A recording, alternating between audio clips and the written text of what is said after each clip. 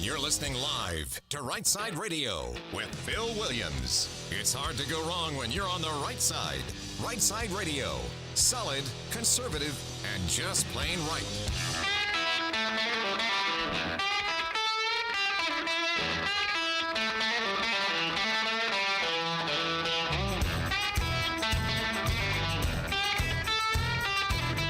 The Southeast syndicated news talk leader, Rightside Radio, Phil Williams here live in the Rightside studios. Man, we got the local, the state, the national, covering down on all the issues. And oh yeah, like the dude just said, solid, conservative, and just plain right. JP, did you hear? JP's on the board, by the way. JP, did you hear me say Southeast regional? I noticed the difference there.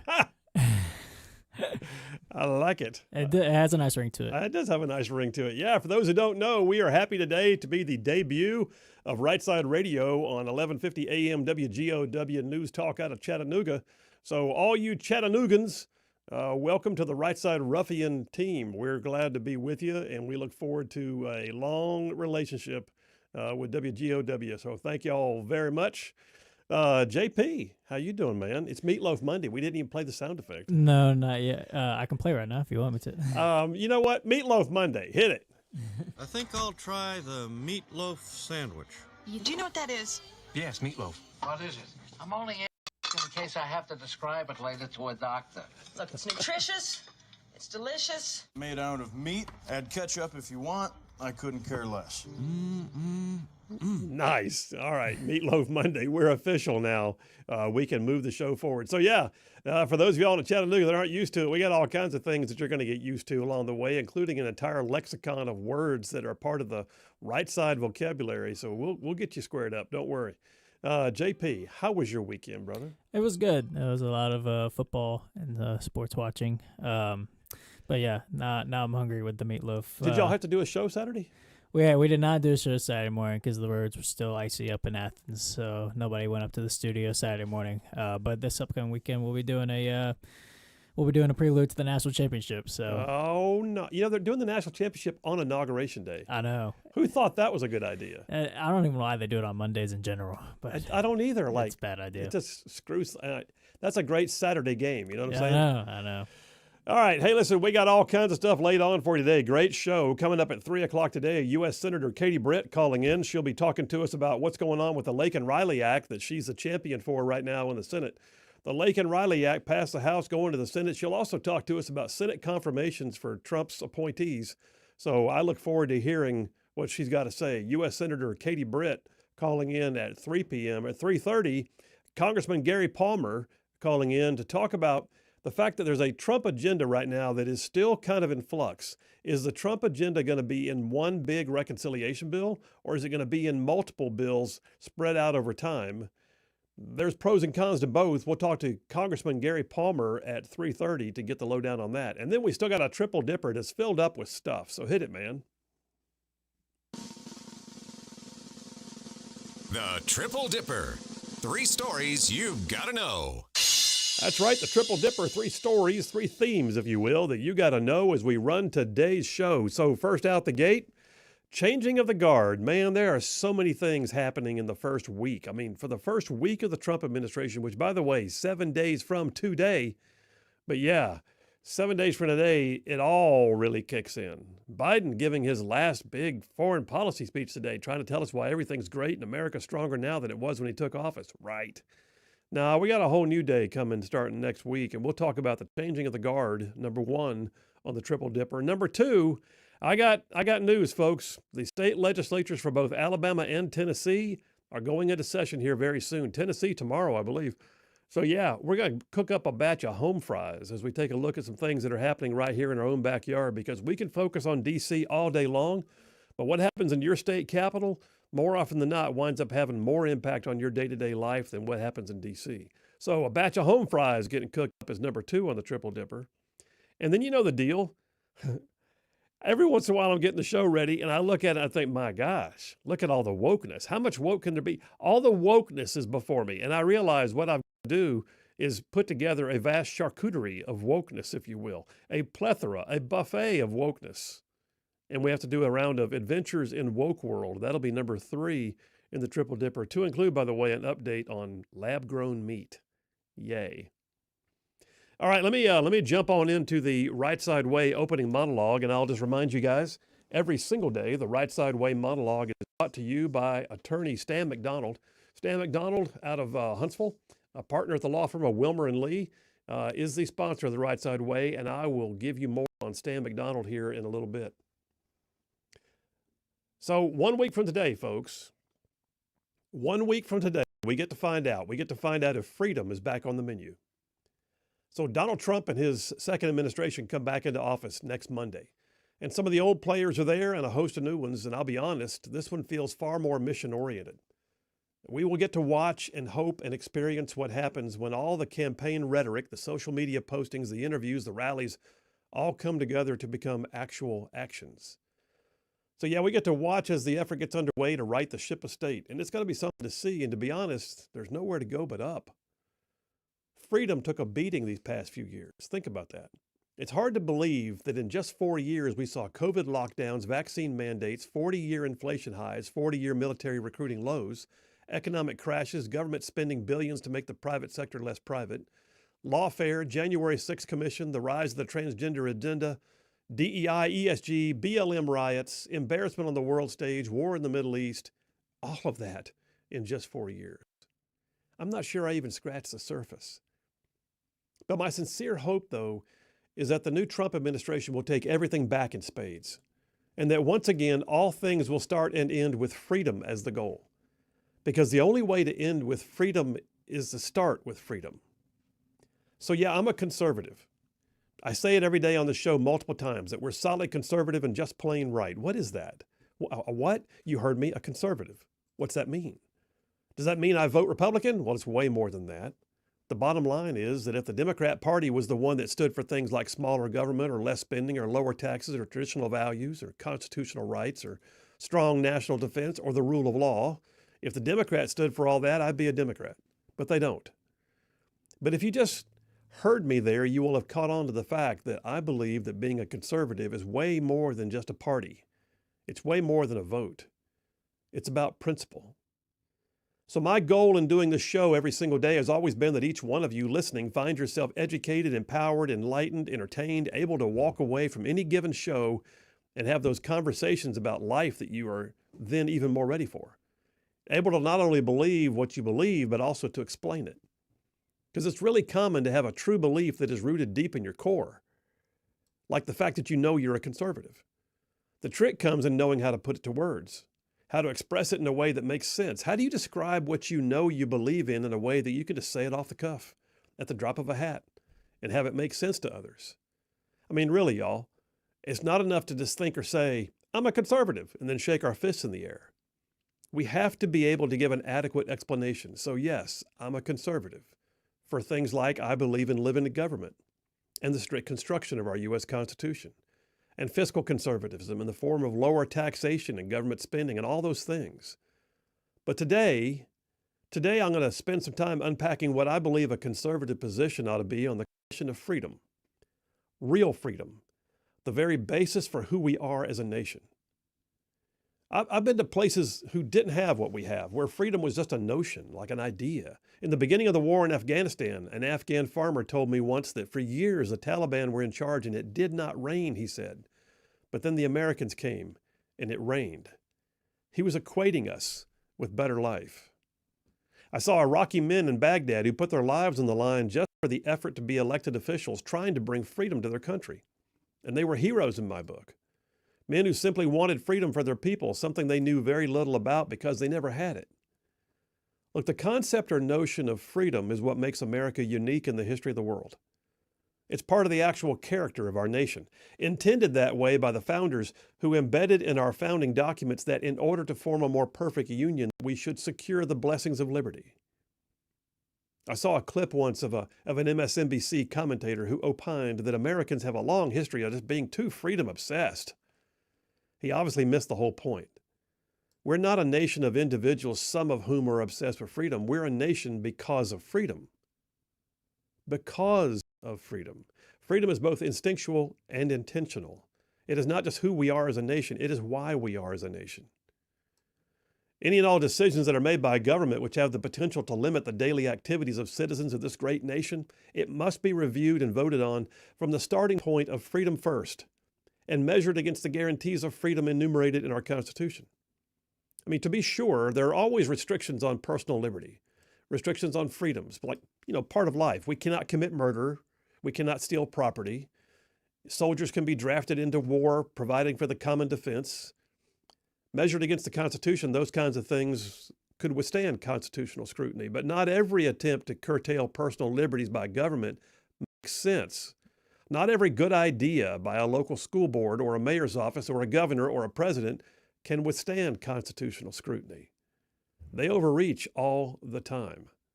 Abraham Lincoln once said, "We the people are the rightful masters of both Congress and the courts, not to overthrow the Constitution, but to overthrow the men who would pervert the Constitution."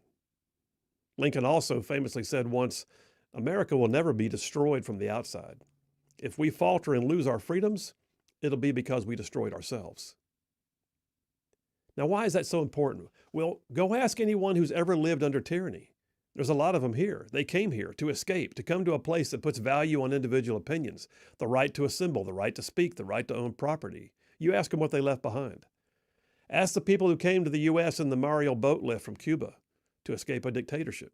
Ask those who escaped the Khmer Rouge killing fields in Cambodia, or go read one of my favorite books called Escape from Camp 14 about life in North Korea. So yeah, I'm a conservative because I place a value on freedom. I could leave this country anytime I wanted to, but I place value on the concepts that all men are created equal. I have more than once pledged myself to uphold and defend the Constitution of these United States. I'm a conservative because I believe that not every neat idea that government has to cure some ill or force some issue or change some aspect of daily living is a good idea. And I feel that way because of freedom. I also believe that I'm a conservative because I have the freedom to fail. I have the freedom to live and to try, to sweat and to toil, to dream and to forge those dreams, to expend every ounce of who I am and what I have, and to know what it means to fail and still know that it's not the end, because I have the actual freedom to try. I'm a conservative because I believe that freedom is worth fighting for, speaking out for, acting for, defending at every turn against all enemies, foreign and domestic. And I'm a conservative because I believe if we give up a little bit of freedom without questioning why, that we have in fact just allowed apathy to override responsibility. You've heard the speech from Braveheart, and yes, I'm going to go there for a second because it's true. It's a great line. William Wallace's character in the movie Braveheart asked his fellow Scotsman, "What would you do without freedom? Will you fight?" And one man replied, "Fight? Against that?" He said, "No, we'll run and we'll live." And Wallace looked at him and said, "Aye, fight and you may die, run and you'll live, at least a while. And dying in your beds many years from now, would you be willing to trade all the days from this to that for one chance, just one chance, to come back here and tell our enemies they may take our lives, but they'll never take our freedom?" So I am a conservative. This show stands for conservatism. And not just for freedom, but because of freedom. And next week, a new administration gets sworn in to work alongside a new Congress and a new Senate. And we have an opportunity here, and we can't blow it. But to make it all work, the new team in D.C. needs to always start with freedom so that we can end up with freedom. And that's a wrap for the Rightside Way. Well, there you have it. If that ain't red meat, I don't know what is. But man, I'm telling you right now, that is why we exist. This nation is not founded for the purposes of freedom. It was founded because of freedoms, and then freedoms are what helps it maintain. I'm just telling you, folks, it is absolutely something that the rest of the world looks at in awe. And too often we take it for granted. And next week, I'm looking forward to kick back in a big way. Phil Williams, Rightside Radio. Y'all stay tuned. We will be right back.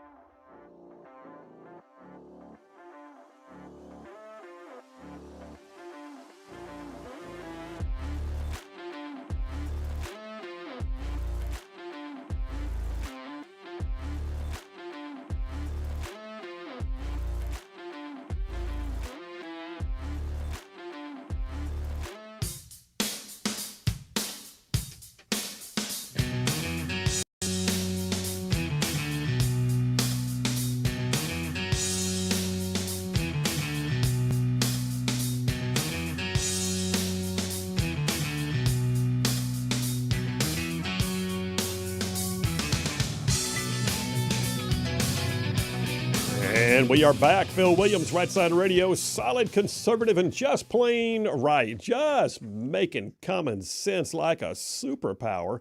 Hey, by the way, I told you a minute ago, Stan McDonald is the sponsor of the Right Side Way monologue every single day. Let me tell you about Stan. I've known him for a long time. Stan is amazing. So attorney Stan McDonald, partner at the law firm of Wilmer and Lee, he's a 30-year veteran in the practice of law in North Alabama. And not only will Stan advocate and fight for your legal needs and rights, but he has been an absolute warrior on the issues that our right side ruffian community cares about. So attorney Stan McDonald, he has represented his clients in literally thousands of real estate transactions over the years.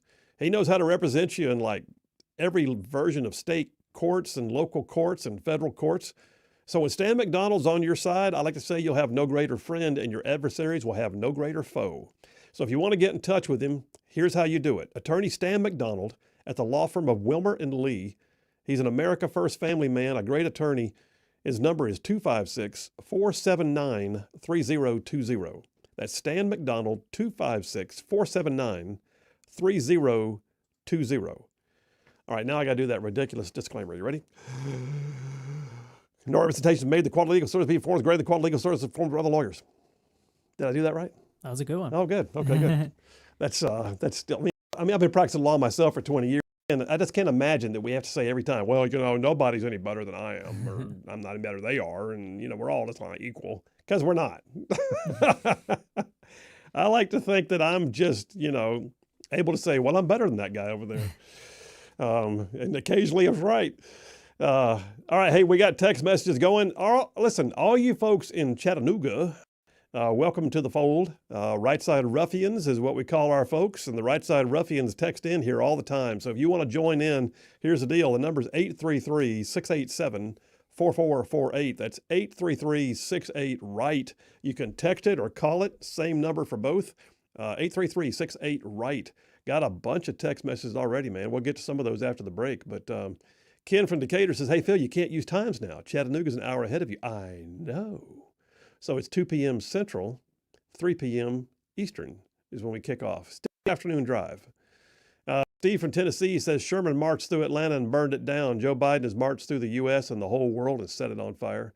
20 January is the Biden Emancipation Day. Thank God. Steve from Tennessee. Steve, I join you, brother. I feel that like in spades right now. Jeremy from Madison says, I think Patrick Henry said it best, give me liberty or give me death. Yes, indeed. John from Huntsville says, Phil, spectacular monologue. Also, did you see? He does this every time. Bo Nix and the Denver Broncos play like Alabama did in the ReliaQuest Bowl against Michigan. But no worries, I'm still in first place in my King of Gen Z playoff bracket because JP didn't join. You didn't join? It slipped my mind. My apologies, John. He says, by the way, JP, I sent you a text to your show Saturday telling you to join my playoff bracket. Yeah, nobody was there. And nobody was there. And they were snowed out. Yep. All right, we got more text. We got more stuff. We got the Triple Dipper kicking off here momentarily. Phil Williams, Right Side Radio. Y'all stay tuned. We will be right back.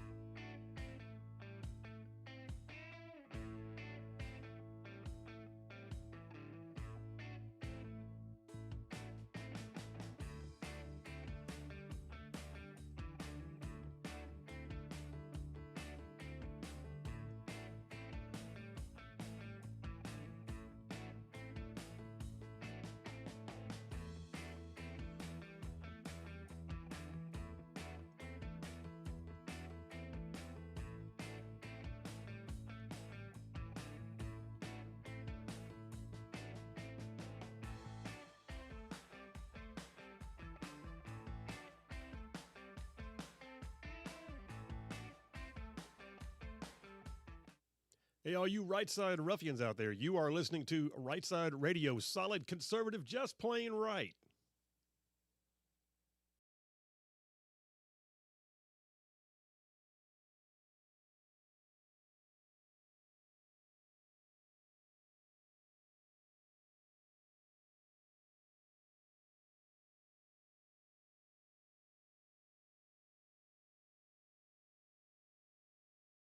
Side Radio, solid conservative and just plain right. Man, covering down on some major ground across the southeast U.S. of A. I'm talking about Huntsville to Chattanooga, Tuscaloosa to Gadsden, big old patches of Georgia and Mississippi, all thrown in just for good measure.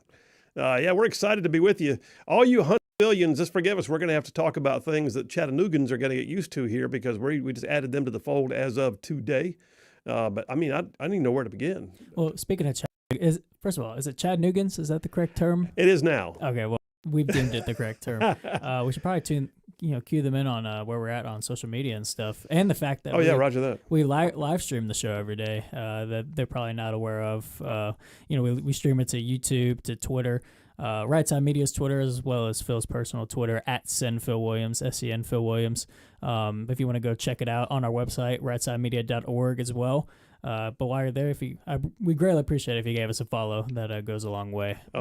We post loads of content on our YouTube and Twitter and such throughout the week. So if you follow, you'll be getting content from us daily. So we'd greatly appreciate that. Yeah, absolutely. And if you want to be a part of the Right Side Daily newsletter, we send those out. We got 4 separate video podcasts. We got a written op-ed that came out today. As a matter of fact, comes out every Monday and then spreads its way around to about 18 different news outlets around the region. So Rightside Media is the parent company. Rightside Radio is just one part of it. But you can find out more at rightsidemedia.org, including live streaming the show, so you can see the inside of the amazing Rightside studio. All right, hey, listen, let me get a few more text messages to keep up with those. Allie from Athens checks in, says, excellent, all caps, monologue, Colonel. You and I saw firsthand people who were willing to give it all to be free, and it changed us forever. That is indeed true, my sister. You are right.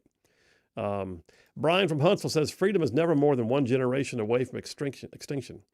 Ronnie, meaning Ronald Reagan, is a big reason that I'm a conservative, he says. He's also made my choice in Ohio State versus Notre Dame. The Gipper was the Newt Rockne story. Yes. Yeah, that's going to be, yeah. Jeff from Indiana says, Phil, you're a conservative because you're intelligent, have common sense and morals. Why, thank you, sir. I hope those are all true. These are things that constitute a modern society that is able to self-govern instead of being governed by fear and immoral people that take advantage of weak-minded people by giving them a perceived treat for doing what they want them to do and fear if they don't. Jeff from Indiana checking in with a major text. That's good stuff, man. All right, yeah, text it or call it as we go through the show. We read them out, 833-687-4448. That's 833-68-RIGHT. All right, 7 days, y'all. And by the way, I noticed that Butters put up on the our daily newsletter, the Right Side report that goes out every day. We've got a countdown clock going now for the inaugural. I've noticed that too. Which, by the way, I'm going to be there. I'm pretty stoked. It is big doings. The lovely Charlene and I are going to. This is like Ma and Pa Kid will go to the big city. I mean, it's like a once in a lifetime opportunity. It is. Have you ever been to an inauguration before? I have not. Wow. I worked at the Pentagon. I've been in D.C. many times. I have been a part of politics in a lot of ways, but I've never been to a presidential inaugural. So yeah, we got a ball we're going to. We got a couple of receptions we're going to. We got tickets to the Trump rally at the Capital One Arena on the Sunday, and then of course we got tickets to the inaugural itself on Monday, and then heading back here on Tuesday, and we'll sleep the following Saturday. But it's a generational opportunity, man. I mean, it really is. This one in particular, historical one. Absolutely. Well, 7 days to a changing of the guard. The changing of the guard. I mean, I was watching today. I listen. I don't hold any ill will towards Biden, the man. I take it back. Okay, I don't hold ill will towards him. I think he's pitiful. How about that? I'm ready for him to be gone. I can't even stand watching him take the stand and the podium anymore. I'm so beyond his presidency that I've already checked out of his stuff. He did a speech today, by the way, stood up. I don't know if he made it through. The part that I saw, he was like fumbling around in his pockets trying to find his notes. But he actually made the statement, compared to 4 years ago, America is stronger. During my presidency, I've increased America's power in every dimension. Who feeds him these lines? And does he really believe that, do you think? What do you think, JP? Does he believe that? I don't know. He probably does. He's probably told this stuff by his staffers. He also made a tweet that went viral, him saying that he's leaving Trump with one of the greatest economies ever. Oh, gosh. You know, stuff like that. He's being told to say the stuff, but he's probably in a position where he thinks it's true. Yeah. Because he's being told nothing but that, you know, all the time by his staffers. There was a scene, all right, this classic cult movie, Escape from New York. You ever seen it? Mm-mm. Oh my gosh! See, now this every time we do this, you make me feel old. Yeah. All right, Escape from New York, and the main character is this guy named Snake Plissken, and he's like this former special operator with a big snake tattoo, you know, on his chest and stomach. And anyway, Snake Plissken, he's sent into New York's Manhattan Island has been converted to just one massive prison. They just walled off Manhattan Island, and just basically drop people in there and let them live. Good luck, fellas. And so it's chaos inside. It's more like San Francisco. There you go. Yeah. Okay. So they have Snake Plissken was in trying to rescue the president because Air Force One crashed inside the wall, and he finally finds. Apparently, the president was wearing like a tracker wrist bracelet, which it was filmed in like 1979. So the tracker thing is like the size of it's like the size of a small screen TV with, you know, these bright red digital numbers. Anyway, he finally finds he has a device that helps him track down where that is. He finally gets there, and there's a over in the corner is a guy being beaten up who's wearing the bracelet, and he fights off the guy who was beating him up, and it turns out just an old hobo who's sitting there, and he looks at him and he says, I knew I was the president when I wore this bracelet. I knew I was the president. Yes, sir, I'm the president. And that's the way I feel Joe Biden is. Yeah. It's bad. I knew I was president when they gave me the Oval Office. That's when I knew I was president. That's what it feels like. Yeah. He also said in a speech that had, bragging about what he's done at the border, and it's all, nobody believes what he's saying anymore. He's just let him go on his way. Okay, I don't get it. So what's going to happen in the next few days? A lot is on tap. Trump gets sworn in next Monday. I've got one article. Let me look through my stack here real quick. He says he's coming in with upwards of 100 executive orders on day one. No kidding. Story here on Red State. Trump will be inaugurated as the nation's 47th president on January 20th. Reports indicate he plans to arrive at the Oval Office armed with over 100 executive orders dealing with border and energy security. He met with Republican senators Wednesday, talked about his plans, and some of the participants are revealing what he said. So one of those, Senator Markwayne Mullin, said that, yeah, Trump told us in our meeting, 100 executive orders to address these issues. Things that are going to be massive executive authorities on how to tackle the border, immigration. Social media post on Monday, Trump indicated he will also terminate many of Biden's executive orders. And so you look at that and go, what can the executive do without legislation? Well, there's quite a few things. Policy is set. Tariffs are put in place by the executive. I mean, he's already doing stuff and he's not even in office yet. But I look forward to Tom Homan just taking the reins of the border and just going, woo, and just like cracking the whip. But Trump also said, we're not going to accept anymore. Actually, this is Stephen Miller, his deputy chief of staff, said we're not going to accept anymore that the Defense Department doesn't have a right to help secure the border. I understand posse comitatus. I am an attorney, and I'm also, oh, by the way, for those who don't know, in Chattanooga, a retired 06, a colonel, with tours in Iraq and Afghanistan. I understand the use of U.S. troops on U.S. soil. I understand that. But in cases of national emergency, in the threat to life, limb, and property, the use of U.S. troops can be used. Think about it. There have been any number of times. I was out in Montana years ago for some training, and the 101st Airborne was sent out to help fight brush fires that were burning like 2/3 of the state. I can think to, the desegregation of schools, when, Governor Wallace stood in the door, and then, the National Guard gets called out. But then there was also federal troops that were called out in Arkansas because they didn't trust the governor to actually call out his National Guard to make sure that desegregation went well. All that to say, I do believe you're going to see some executive orders that will employ the U.S. military for things like deportation, border security, helping staff up secure checkpoints, the use of drones, surveillance systems, ISR capability, all of that. All of that, I think, is going to be available, and I think you're going to see it sooner than later.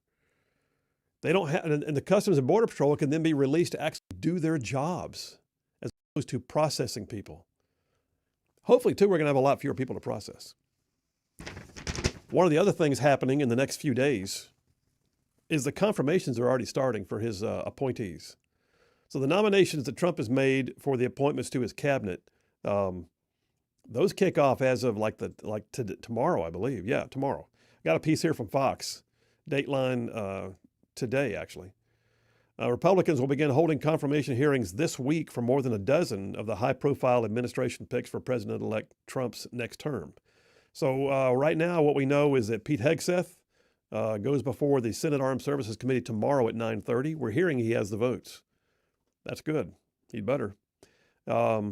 Senator Marco Rubio for Secretary of State.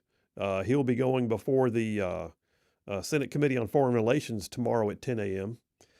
We've got the Kristi Noem, Governor Kristi Noem is going to go before the Homeland Security Governmental Affairs Committee on Wednesday at 9 a.m. We got also Tuesday, tomorrow, Secretary of Veterans Affairs Doug Collins out of Georgia is going to be having his hearing. North Dakota Governor Doug Burgum is going to be Secretary of the Interior. He's got his on tomorrow, I believe. Pam Bondi for Attorney General.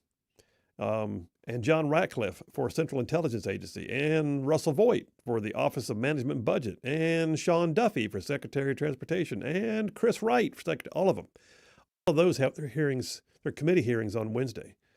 So the way the process works, if you don't know, is these confirmations have to go through a related committee in the U.S. Senate, which will vet them, and, some will rail against them. I like the fact that Trump's nominees are already announced. We're not coming into the final days trying to figure out who he's going to appoint to this, that, or the other. And I guarantee you he's got a couple of backup plans, but for the most part, I think you're going to see the majority, if not all of these, get confirmed. So they will go through committee. The committee then reports out to the broader Senate. The Senate Majority Leader will then bring them to the floor for a confirmations vote. Democrats will have their say. They'll try and filibuster. They won't be able to. The end result is, I think the majority of these are going to get passed, mostly on a party line vote, and there'll be a few bipartisans. I have a hard time believing that Pam Bondi is not going to be able to get bipartisan support. How many glass ceilings do they need from us before we can get bipartisan? Yeah, but you're not going to get any bipartisan votes with Democrats. Maybe some, but as a whole, you're going to see them, quote, making a stand. We're standing against Trump. We're not going to vote for any, But also, I'll say I think it's fitting that Hegseth's the first one because it gives Republicans an opportunity to set the tone because he was the most controversial and the most fought at against nomination, even with some Republicans. So if Republicans can pass that one, which I think they will, I think that sets the tone from the Republican side of we're not gonna do anything to get in Trump's way. We're gonna help him pass his agenda. So I hope the first one with Hegseth getting passed sets the tone for the rest. I think I agree with that, and I think that also the other thing is by setting them all this week and a lot of them at the same time. There's going to be committee hearings going on up and down the hallways, if you know what I'm saying, all at one time. That prevents the press from being able to capitalize on any one particular moment, and the press is going to be all spread out. At the same time, the liberal press, and at the same time, that also keeps the Democrats hopping. And they can't be grandstanding forever on one nominee, holding up all the others by grandstanding over here. They're spread out. So, and they're all going on at the same time. So I think that's cool. Let's go ahead and take a break. We'll do it right now. We'll take a break. We'll come right back. I've got more on Dipper number 1, the changing of the guard. And then don't forget, coming up top of the hour, U.S. Senator Katie Britt to talk about it more. Phil Williams, Rightside Radio. Y'all stay tuned. We will be right back.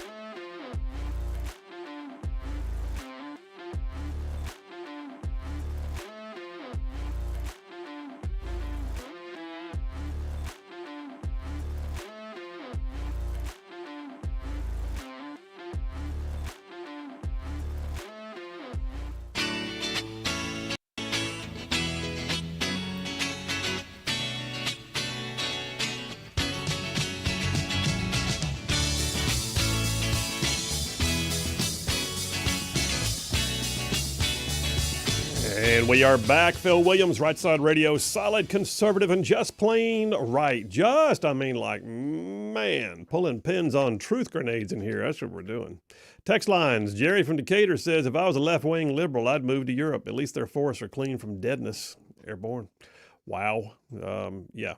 Well, you know what? That's just from California, though. Luann from Huntsville says, Snake Plissken, I thought he was dead. That's a line from the movie, by the way.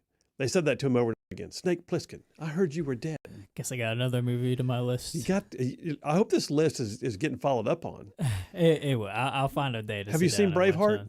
No, I haven't yet. What? No. JP, what? I just got to sit down one weekend and watch them all. As soon as football season's over, you got your work cut out for when you. I got time, yeah. Brian from Huntsville checking in saying Kurt Russell as Snake, awesome. Also the Jungle Boy from Gilligan's Island. Was he the Jungle Boy from Gilligan's Island? I did not recall that. I guess he was. Oh, man.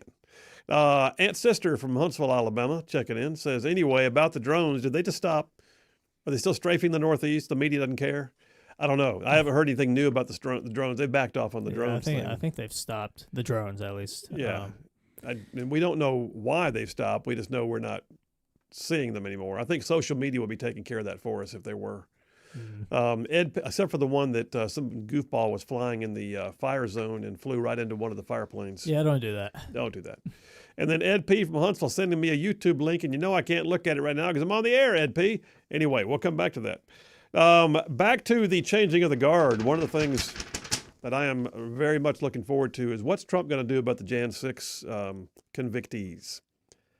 Because that was a kangaroo court, man. Especially when you consider that now we know for a fact that the Jan 6 Commission withheld evidence. As an attorney, I can tell you that if you don't turn over evidence that is exculpatory in nature, that it's a reversible error. If you withheld things that could have gone to the defense's credit or effort to defend, then you are committing reversible error. Well, Trump's going to take care of a lot of these. Vice President-elect, according to Daily Caller, Dateline yesterday, Vice President-elect J.D. Vance says Sunday on Fox News that the incoming administration's plan for Jan 6 pardons will depend on whether the imprisoned protesters were violent. And I get that. If they committed violent acts, if they were beating on somebody, if they were destroying property intentionally and it's known, I understand. They may have to deal with some consequences. But Biden's Department of Justice prosecuted over 1,200 individuals. 1,200. And I got news. Most of those were being convicted on misdemeanor charges of trespassing. And then they added in a charge that was never designed for this, that clearly should be considered reversible, in my opinion, because it's never been, it was not intended. You can look at the legislative intent when it was passed. The idea they interfered with a government function. No, they didn't. But at the same time, when the Tennessee state capitol was taken over by protesters, did anybody get arrested and thrown in jail? Did they have a big commission to go ahead and decide who else they can prosecute? Did they withhold evidence? No.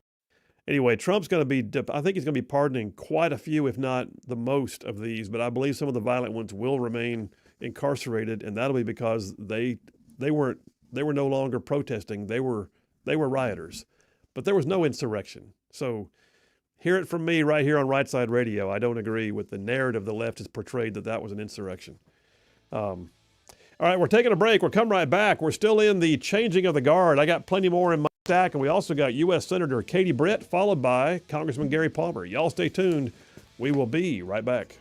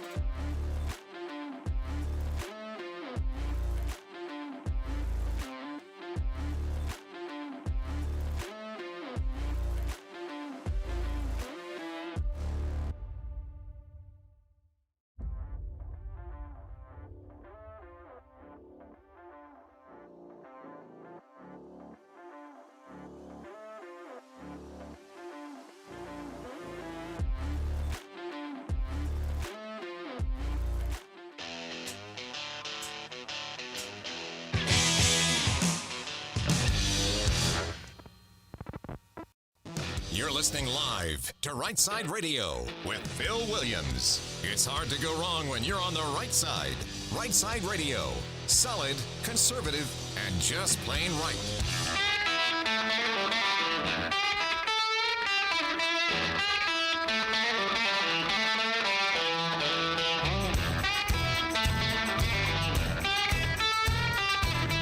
And the Southeast syndicated news talk leader, Rightside Radio, Phil Williams here live in the Rightside studios. Man, we got the local, the state, the national covering down on all the issues. And oh yeah, like the dude just said, solid, conservative, and just plain right. Well, welcome to hour number 2 on a Meatloaf Monday.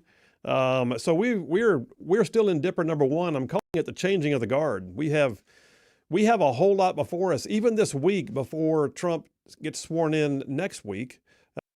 The events of this week alone, just on the confirmations, are going to be pretty full, pretty robust. But the policy formation is underway, and the implementation thereof is already being planned, and the executive orders. But y'all, the amount of work that still has to be done, though, by the other branch of government, oh, by the way, the Congress has work to do.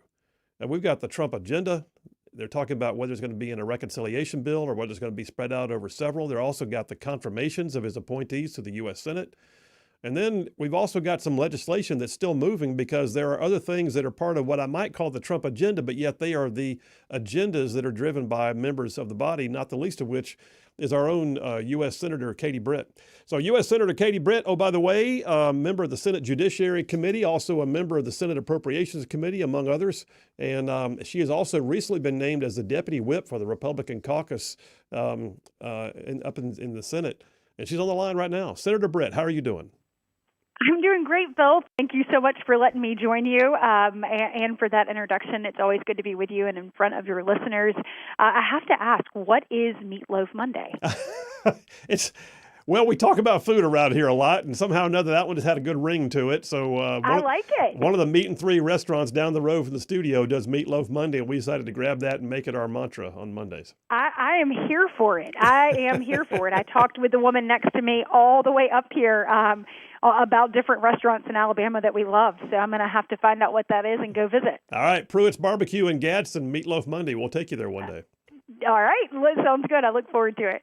Hey, I want to dive in on several things, but mainly, I guess what I want to talk with you about today is the Laken-Riley Act and the confirmations process for Trump's nominations. Let's take our pick here. Let's go Laken-Riley first. I mean, that bill you've got seems to be moving in a bipartisan fashion, and tell us what you got. Yeah, look, Phil, I am really excited about the momentum that's building behind Laken-Riley. I am excited about what's possible for our country.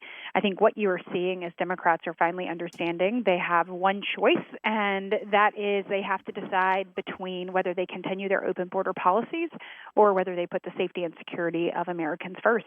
And so it was excited to roll it back out last week. As you know, it passed the House last year with 37 votes. It came back again and passed this Congress with 48 votes. Actually, our entire Alabama delegation voted for it, so Democrat and Republican, so that was an exciting moment. As we continued to move forward on that, I was very excited to have my good friend John Fetterman co-sponsor the Laken-Riley Act and come out, be the very first Democrat willing to stand with us here in the Senate. After that, obviously, we pulled in Ruben Gallego as a actual co-sponsor of the bill. And if you're doing the math, there are 53 Republicans when we are all here and ready to go, which we hope that'll be the case this week with Jim Justice being sworn in this week. Additionally, J.D. Vance's replacement, the new senator from Ohio, should be named and sworn in this week before we take the next 60 vote threshold vote. So we're excited about that. But that puts us at 53. John Fetterman and Ruben Gallego put it at 55. We have got to get to 60, and I think that the momentum, what I am hearing, the conversations I'm having with my colleagues, I am calling Democrats, I am talking to Democrats, I am saying now is the time to act. Now is the time to save America's children, and now is the time to actually get things done. And I have been thrilled by both the support and the momentum this bill continues to gain. Well, you're yeah, it's kind of funny. You got appointed as deputy whip like in the last week, and you're whipping your own bill right off the bat. I mean, like you didn't even slow down. You just said, "I'm the deputy whip," and you start cracking the whip. That's where it looks like. That's exactly right. Well, when look, I was honored to be selected to serve in that position, and so I am going to just continue to work diligently for the conference, to work diligently for President Trump to move his agenda forward. I mean, as you know, look, particularly when you think about something like border security, there was no more litigated issue over the last 4 years than that. And so knowing what the American people want and then having an opportunity to be in the position, as you know, I have never been in the majority as a U.S. Senator, only having been here one Congress. And so I know that the American people are depending on us to actually have action. I mean, Phil, we've talked and talked and talked. Now we're in charge. We have the House, the Senate, and within the next week we will have the White House. Praise be to God. And so now we got to go get something done. And so I am working those votes. I am working through issues with people, explaining the impact of the bill, and excited about what's possible. Well, I am too. And real quickly, that particular bill, of course, named for Laken Riley, the young lady who was murdered by an illegal immigrant in Georgia.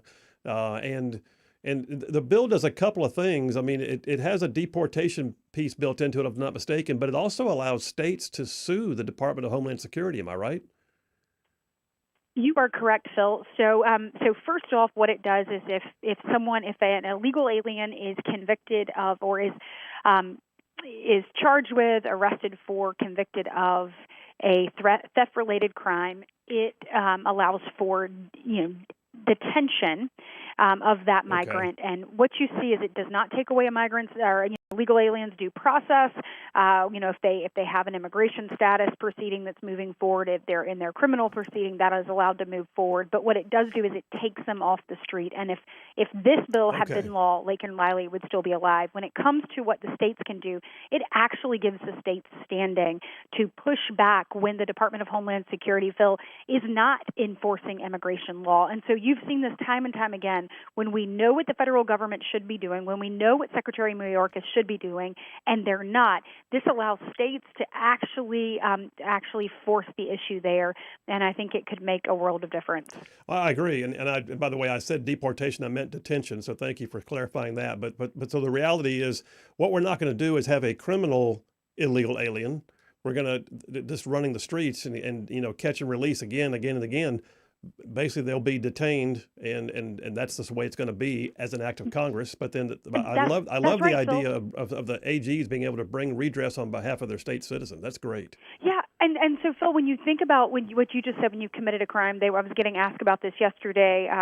Was on CNN's Jake Tapper's State of the Union, and he said something about this. I said, Jake, if you don't commit a crime, this doesn't apply to you. That's right. So, I mean, let's start there. You don't have to worry about it if you don't go commit a crime. But, the numbers that were released from ICE said there are about 66,000, migrants that have come here illegally and then have actually committed a theft-related crime, and of those, 59,000 of those have been given their final orders of removal, which means that out of the 11 million people that are here illegally, out of the 7.8 million that are actually in, removal proceedings, the 1.4 million who we have given their due process and we say, you have to leave, out of that, 59,000 out of the 66 that have committed these crimes have been given their final order of removal. They shouldn't be here anyway. And so what we're saying is if you commit a crime, you go to the front of the line when it comes to detention and deportation. Yeah, I love that. And oh, by the way, detaining them, not just letting them sort of bail out, if you will.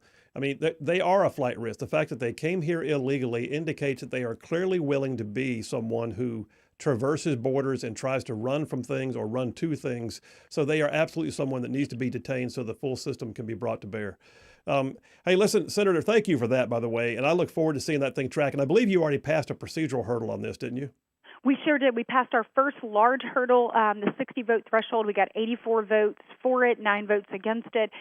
Today we'll have a motion to proceed. That's at a 50-vote threshold. Then the next big vote, we will have some amendments, most likely between next and the next big vote, which will be the last 60-vote threshold. And then there'll be another vote at a 50-vote threshold. So we've still got a lot of work in front of us. But what I want the people of Alabama and this country to know is I am diligently working to move this forward and to make sure that it is on a path to be on President Trump's desk on the day he is sworn in. I mean, how good will that feel to know that we are actually doing things that matter, that that will keep our communities, that can keep our children safe, and that start to change the dynamic of what it means to come here illegally and commit crimes against American citizens.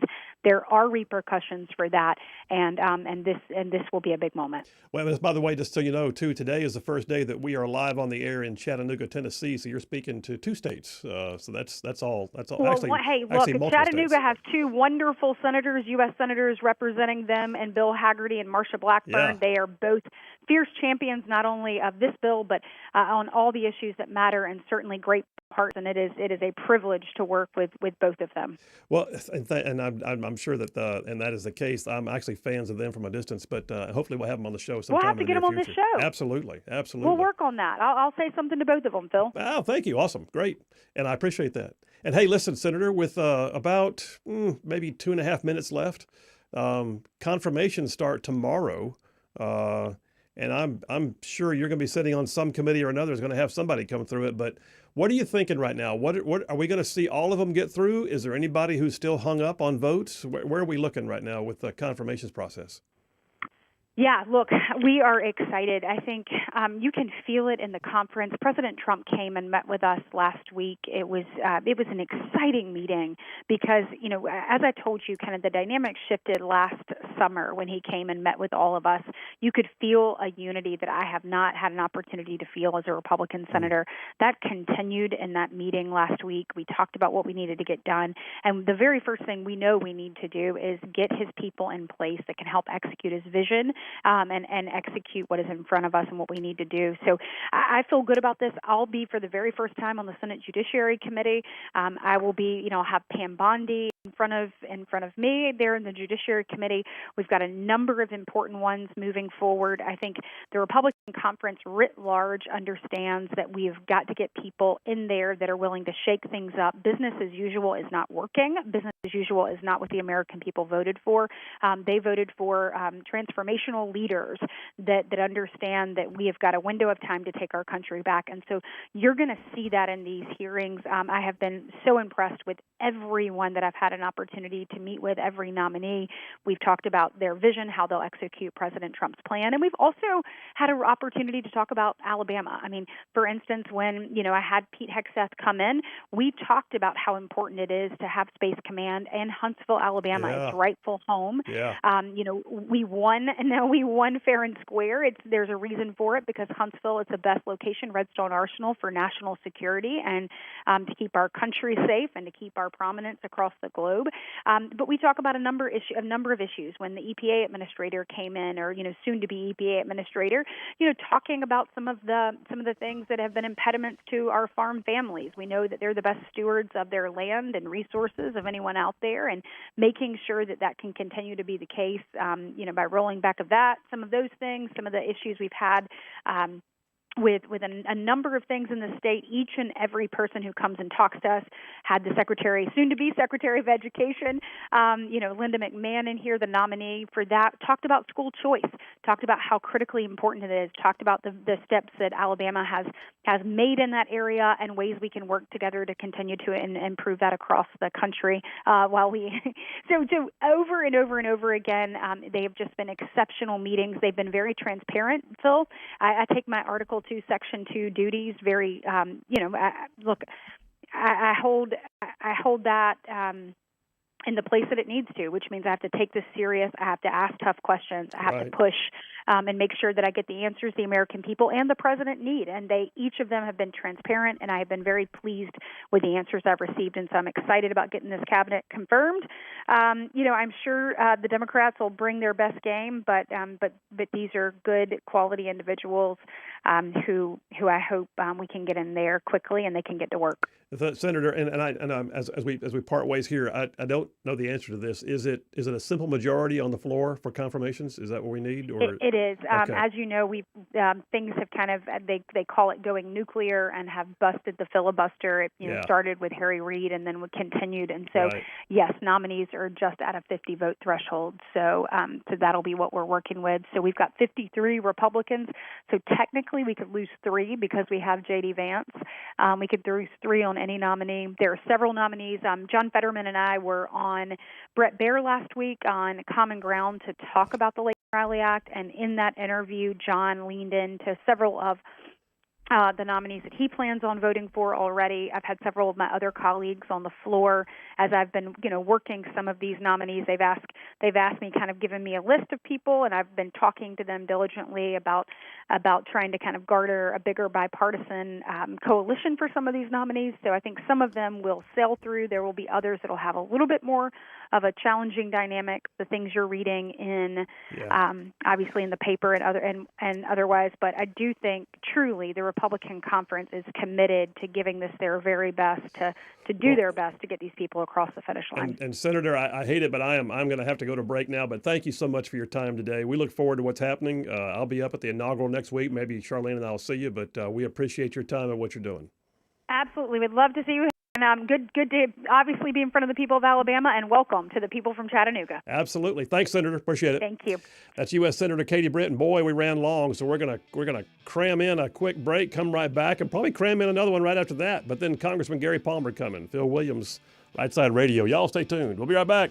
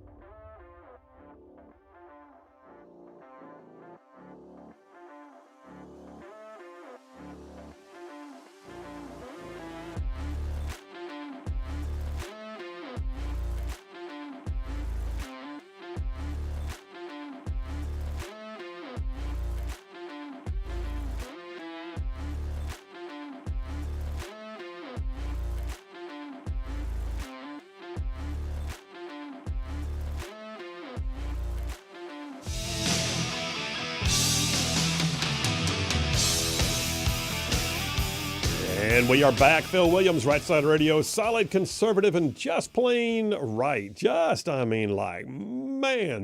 truth bombs everywhere. So several text messages. Junebug from Hartsville checked in. She said, I never realized that Meatloaf Monday originated with Pruitt's Barbecue in Gadsden. She said, almost every time I'm working in Gadsden, I stop by Pruitt's for terrific barbecue. I guess I got to visit on a Monday now to try the meatloaf. Love your show. Thanks for all you do. Thank you, Junebug. Appreciate you. Now I got to get them to sponsor it. We do. Get them to sponsor Meatloaf Monday. Yeah. Well, what was the one we were talking about doing, Tater Tuesdays? We were willing to throw away Taco Tuesday if anybody knew Lawler's Barbecue that would want to advertise with us, because they do a Tater Tuesday with a barbecue stuffed tater. Yeah, I love Lawler's. Lawler's is awesome. Whew. Brian from Decatur checked in. He said, sir, do you believe that any Democratic actor over the last 4 years will suffer any criminal or monetary civil penalties by the Republicans in the next 4 years through investigations? And personally, I don't think anyone's going to get disciplined or any substantial way. There's a fine line there. There's some people that need to be called out hard, like Swalwell and Schiff. But I think we're going to have trouble getting criminal element attached to it because they have substantive immunity for their jobs. But some of them need it, Schiff especially. Thomas from Athens says, Kurt Russell is covert ops agent in the cult classic Escape from New York. Just saw him on another covert ops leader in F9 The Fast Saga with incredible auto wrecks and chases. Okay, there you go. And then John B. from Arab. I'll read that one when I get back. Phil Williams, Right Side Radio. Y'all stay tuned. We will be right back.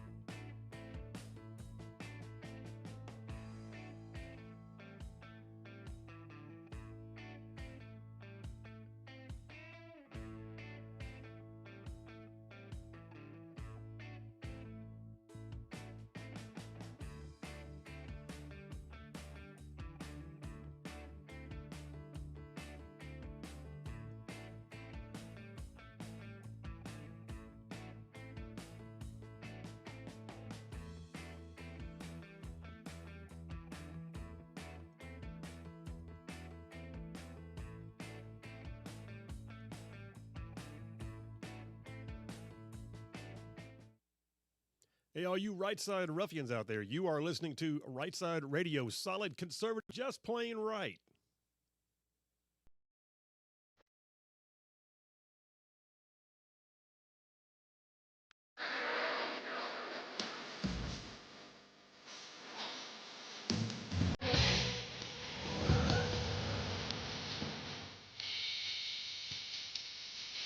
And we are back, covering down some major ground across the southeast U.S. of A. Huntsville, Chattanooga, Tuscaloosa, to Gaston, big old patches of Georgia and Mississippi, all thrown in just for good measure. Right Side Radio, here we are.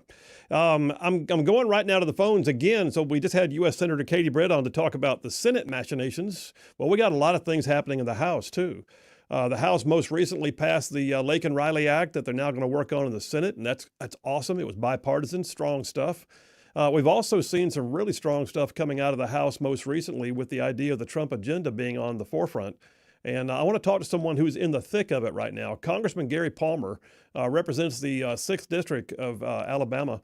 He's a longtime conservative, founder of the Alabama Policy Institute, serving now in Congress and representing really Alabama and the Southeast quite well. Congressman Gary Palmer, how you doing, sir?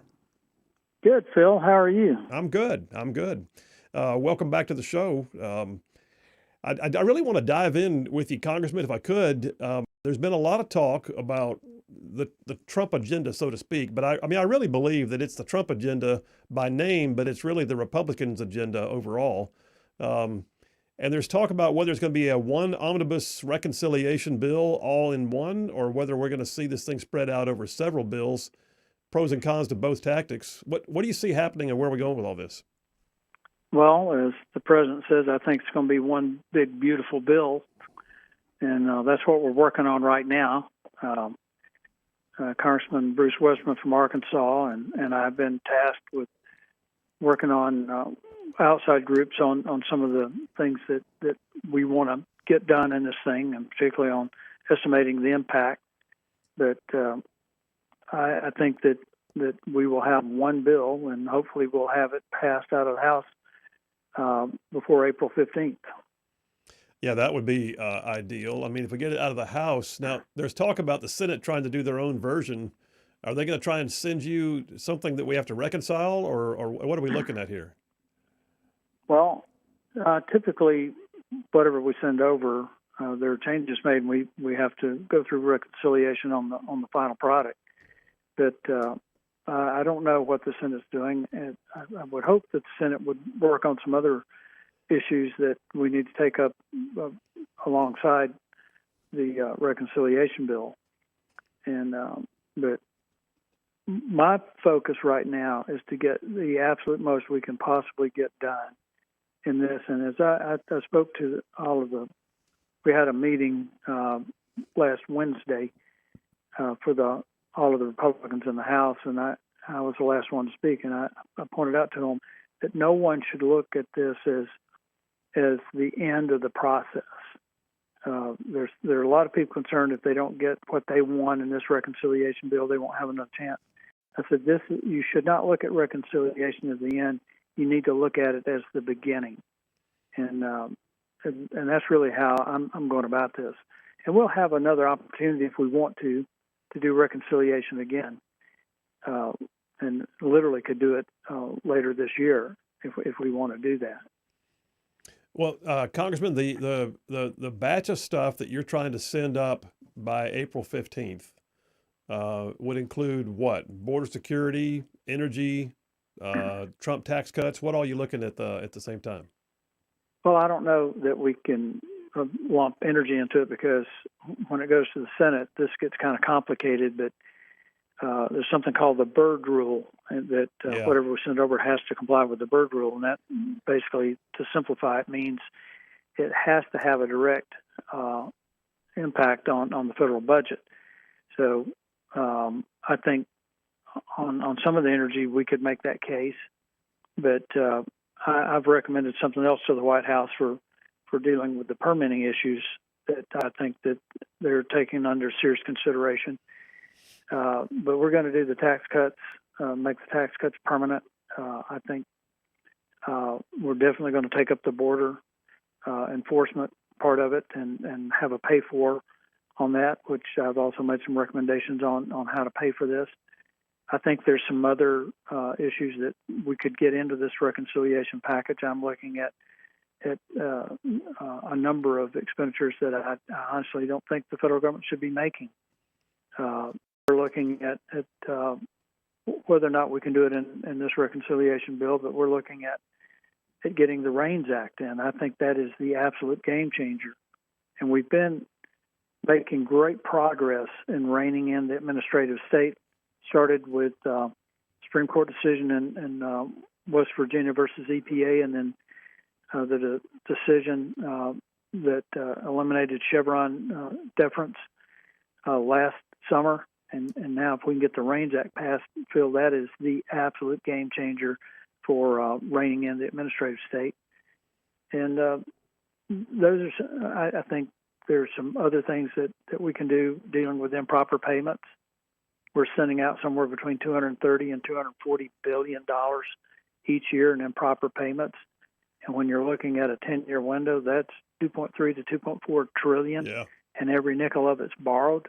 I mean, we're doing some stuff that's just, for lack of a better word, it's just flat stupid. Yeah, you couldn't run a household or a business like this. I mean, the house would go into bankruptcy, the business would shut down.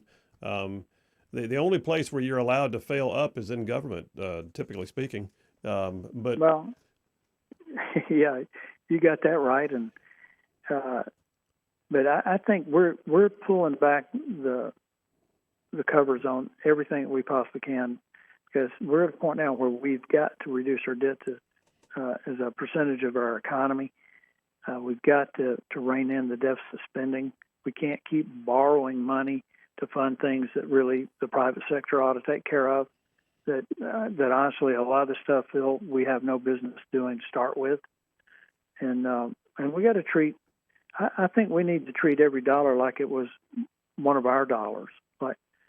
And I can be I can guarantee you that I treat my dollars very seriously on what I spend in my personal spending, and I think we have to do the same thing with what we spend of other people's money. Well, I completely agree. And I'm excited to see what happens here. There's a lot of talk about how quickly some of this needs to happen. I mean, I think folks think of it in terms of a 4-year window, but the reality is you've got a guaranteed 2-year window. The midterms are always a little dicey for the party in power, and the margins are so thin right now in D.C. that this first 2 years is going to be really the crux of what we're able to see happen with the agenda. Am I right? Well, I really think it's the first 8 to 10 months, because when you get into next year and you'll have members facing primaries, it's going to be election season, and it's harder to get people to make courageous votes. And I made that case too at another meeting with our members that C.S. Lewis, to paraphrase C.S. Lewis, courage is the greatest of all virtues because it validates all other virtues. You may have the virtue of honesty, but if it's going to cost you something to be honest, do you have the courage to adhere to that virtue, to be honest? And that's what I've told my colleagues. If you want to be a great Congress, you got to realize you don't achieve greatness doing easy things. There you go. We're going to have to make some votes that are going to cost us something. But I think if we do, I think if the American public sees that we're doing the right thing and that we have the backbone to get these things done, I think they'll stand with us. Well, and I agree. And Senator, Congressman, I think we're looking for that. I mean, I think the reality is, and I speak for a lot of right side ruffians who listen to this show in multiple states, we're looking for that right now. There's an anticipation, if you will, about riding the ship of state in many ways, but at the same time, it has to be something that is measurable, that we can look at and go, look, this actually happened. And I think that's the excitement that the American public have with getting everything going. Let me ask you this. I saw it all the time in Montgomery during my time in the state legislature.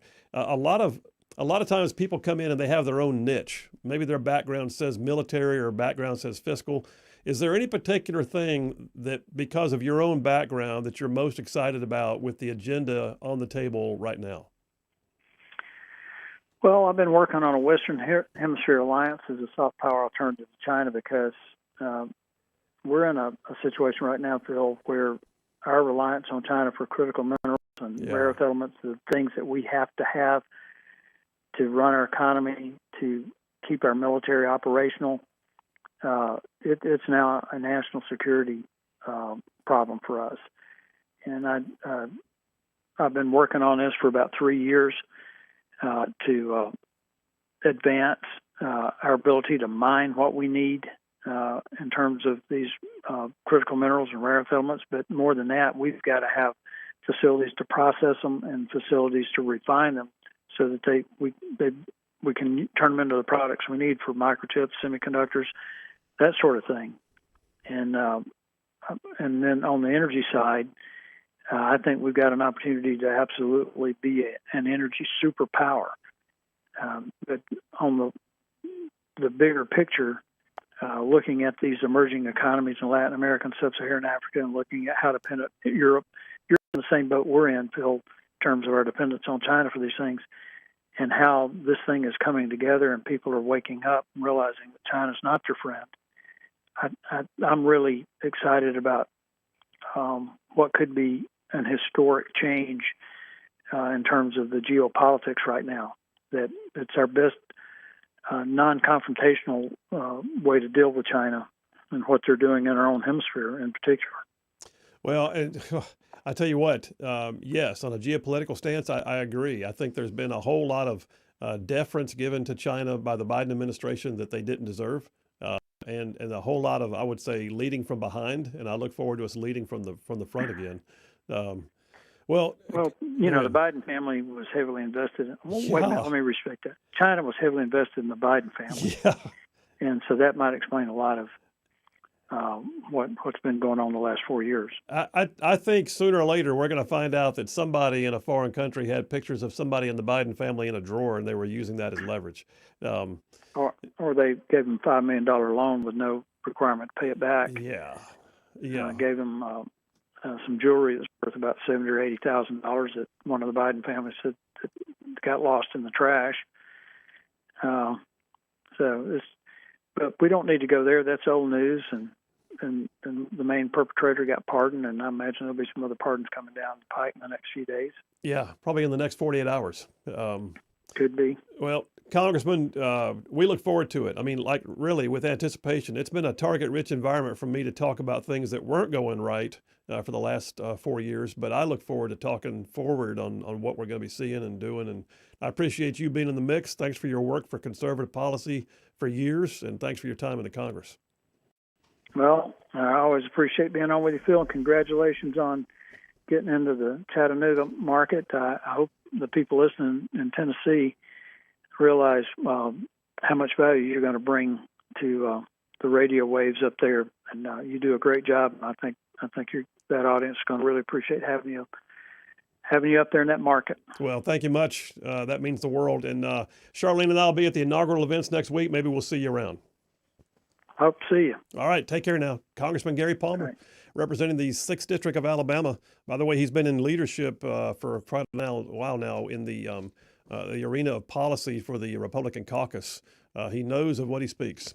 All right, we're going to take a break right now. We'll come right back, and we'll just dive on in. I got a few text messages to clean up, and then, we got Dipper number 2 coming. Phil Williams, Rightside Radio. Y'all stay tuned. Be right back.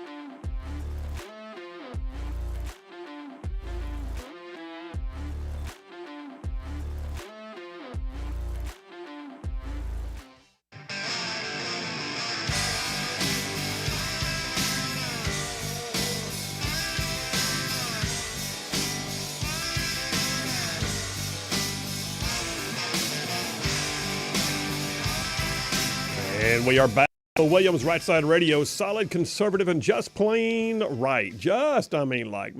Making common sense like a superpower.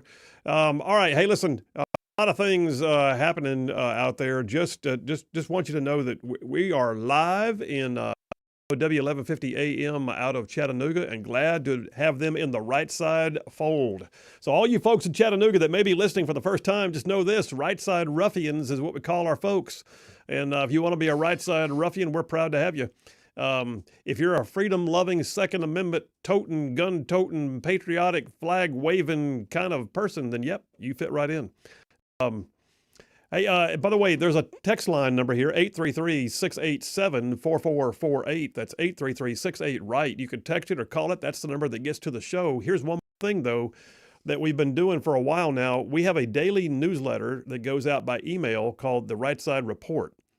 If you want to get on the Rightside Report, it gives you all the insights about our podcasts, latest things happening with the radio show, what's coming up that day before anybody else knows it, all the things that we got going on here at Rightside Media, some of our op-eds that are written and published around the region. Then just know this: if you want to get the newsletter, the Rightside Report, all you got to do is, with that phone number I gave you a minute ago, text the word newsletter. It's all one word, newsletter. 833-687-4448. That's 833-68-RIGHT. Text the word newsletter. It'll send you an automated response back letting you sign up. You'll get it every single day, no cost, and we'd love to get you to the fold. So yeah, newsletter for Rightside Report every single day. What you got, man? But also the live stream of the daily show. Don't know if any of the Chattanoogans who... I said Chattanoogans again. I hope that's the right. I hope that's the right term, because if it's not, we look sound silly. But I don't know, if they weren't listening earlier, we live stream the show every day. If they want to check it out on YouTube, also on our website rightsidemedia.org, on X at Sinphil Williams, and then Rightside_media, also on Twitch and Rumble. So go check it out, and while you're there, give us a follow. That would help us a lot. So we'd greatly appreciate it. Good stuff, man. All right. Hey, listen, a couple more things in this wrapping up of the changing of the guard. Two things that I'm really excited about that are happening right now. First of all, you may be interested to know townhall.com reporting that the first DOGE agents have arrived in D.C. DOGE, the Department of Government Efficiency, the extra governmental, non-governmental agency that's going to be providing input to the Trump administration, to the Congress, directed by Elon Musk and Vivek Ramaswamy. They aim to cut over $2 trillion in the federal budget, right? And to do that, they got to have people that are rooting through government, finding waste, finding things to cut, finding excess staffing, all of it. Well, the first batch of them, like 50 of them, are already working out of the SpaceX offices in Washington. And they're looking at hiring up to 100 people. These are not government employees. These are people that are being interviewed for the sole purpose of seeing if they have the mission mindset to jump on in there and help make government more streamlined and efficient. So I'm looking forward to that. The Doge agents are they going to have a badge? I think they'll carry a badge. They need a Doge. Need badge. at least a T-shirt. It can be a badge of the Doge dog and the coin, you know. When they start selling T-shirts, we got to make sure we get one. Yeah. By the way, Gary Palmer is going to be on the Doge caucus, isn't he? He is. Yeah. Yeah, absolutely. Good point. The Doge caucus includes Gary Palmer, who was just on a moment ago. And then here's the other one. The southern border. Tom Homan. The guy feels like a pit bull, like he's on a chain. Just let the man go. And he said that Trump has given him three priorities: secure the southern border, launch a large-scale deportation program, and locate the 300,000 plus undocumented children who have now gone missing within the United States, which to me is one of the biggest. I mean, that's what I wrote about. My op-ed came out today. 1819news.com has the first run at it every week. And it's called, "What Did You Do with the Children?" And the idea that we have 320,000 children who came across the border unaccompanied, who were just handed off. Oh, you say you're the uncle? Sure, take one.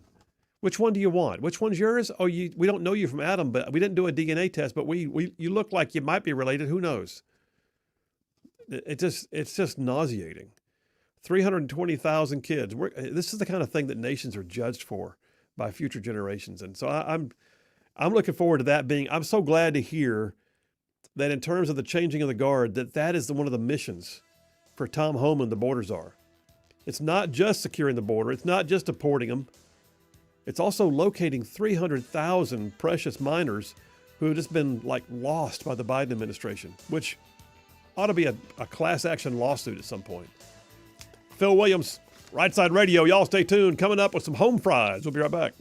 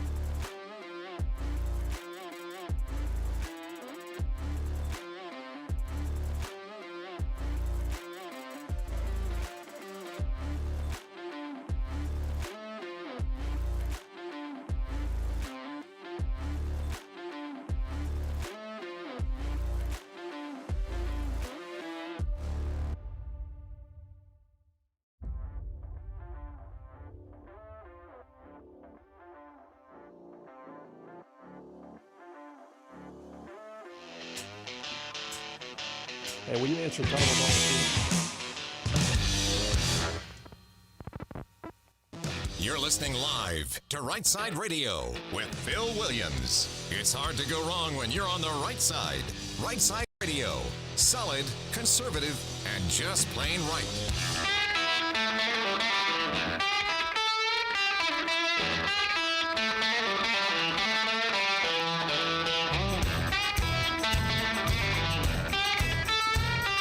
Alabama and Tennessee's syndicated news talk leader, Rightside Radio. Phil Williams here live from the Rightside studios, man. We got the local, the state, the national, covering down on all the issues. And oh yeah, like the dude just said, solid, conservative, and just plain right.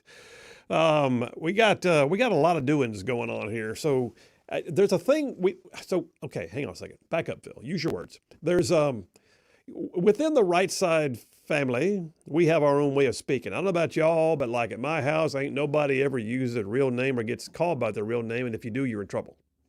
Do they do that at your house? Is like if they call your mom call your whole name if you're in trouble when you were growing up? Yeah. Yeah. And then the middle name too. Oh yeah. That's when you really knew you were. Yeah, in mine trouble. was like Philip Wayne Williams Jr. I was in big trouble when that happened. Yeah. If the junior came out, woo. But there's so much going on right now. In the way that we say and do things around here, I need all you Chattanoogians. I don't know what to call you. Somebody from Chattanooga needs to square me away. Do I call them Chattanoogans? Do I call them Chattanoogians? Do I call them, I don't know. What else would there be? I think Chattanoogians is probably good. Chattanoogians? But that doesn't sound like, it doesn't come off the tongue correct. I feel like I'm saying something I shouldn't say. Yeah.